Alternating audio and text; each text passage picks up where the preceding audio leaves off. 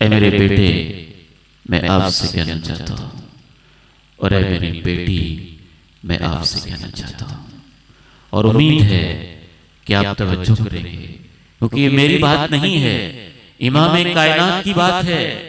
20-25 हजार रुपए के तनख्वाह की खातिर आप 8-8 घंटे दफ्तर के अंदर बॉस के सामने निगाहें झुका के खड़े रहते हो।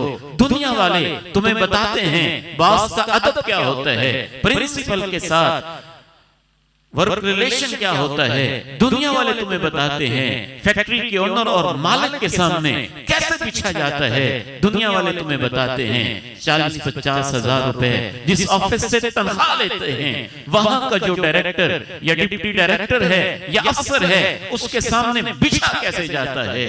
लेकिन ये बदबख्त और बदनसीब लोग आपको ये नहीं बताते कि इस कायनात के सबसे बड़े अफसर अल्लाह और अल्लाह के रसूल की निगाहों में माँ बाप होते हैं। सबसे बड़ा अदब उनका है, सबसे बड़ी इज्जत उनकी है, सबसे बड़ा मकाम उनका है। जो अपने वालिदैन को सताने वाला है, कभी आप फुला पीर के पास गए, मुझे कोई ताबीज दे दें, फुला बुजुर्ग के पास गए, मेरे लिए दुआ कर दें, फुला के पास गए, आलिम के पास मुझे कोई वजीफा बता दें, फुला इमाम के पास गए, मुझे कोई आयत बता दें। आज इस फकीर के ये अल्फाज नोट करके जाइएगा। आप आयत करीमा पढ़ लें, या आप तवीज पहन लें, या आप वजीफे पूछ लें, या आप तस्बीह पढ़ लें, जो मर्जी पढ़ लें, अगर आप माँ बाप को सताने वाले हैं तो आपका तो कुछ कबूल ही नहीं है, तो फायदा कहां से होगा।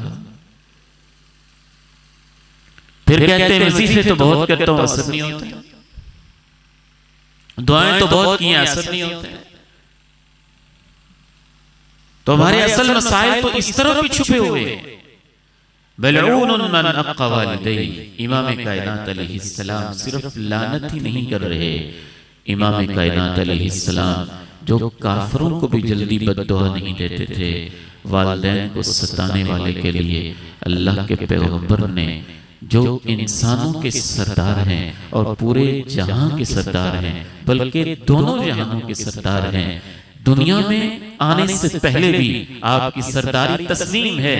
हर पैगंबर से आपकी आमद के वादे लिए गए, मेरा पैगंबर तुम्हारी जिंदगी में आ जाए तो अपने कलमे छोड़ देना, मेरे पैगंबर का कलमा अपनी उम्मत से पढ़वाना और खुद भी उसके उम्मती बन जाना।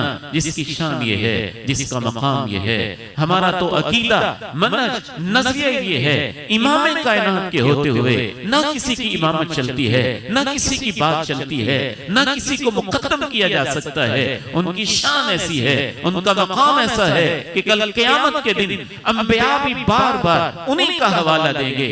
अगर तुमने जाना है तो उनके पास जाओ, उनके पास जाओ। आदम से जवाब, नूह से जवाब, इब्राहिम से जवाब, मूसा से जवाब, ईसा से जवाब। इमाम कायनात के पास आएंगे तो आप अल्लाह के सामने अर्श के नीचे सजदे में गिर जाएंगे। आप अलैहिस्सलाम काफिरों को भी जल्दी बद्दुआ नहीं देते थे, लेकिन आपने दोनों जहानों के सरदार ने और फरिश्तों के सरदार ने मिलकर बद्दुआ दी है उस बंदे को जिसकी जिंदगी में वालिदैन की नेमत उसको नसीब हुई और बुढ़ापे के अंदर, लेकिन वो उनकी कदर करके जन्नत न ले सका। रियाजुल जन्नह में आप खड़े हैं, मिंबर पे आप तशरीफ फरमा हैं, सीढ़ियां आप चढ़ रहे हैं, जिब्रील अमीन आके बद्दुआ देते हैं। इमाम कायनात उनकी बद्दुआ पे आमीन कहते हैं, और उनमें से एक बद्दुआ ये भी थी कि वो बंदा जिसने अपने वालिदैन को बुढ़ापे के अंदर पाया और वो फिर भी अल्लाह से जन्नत ना ले सका, जिब्रील कहता है वो जलील हो जाए। इमाम कायनात कहते हैं आमीन, जलील हो जाए।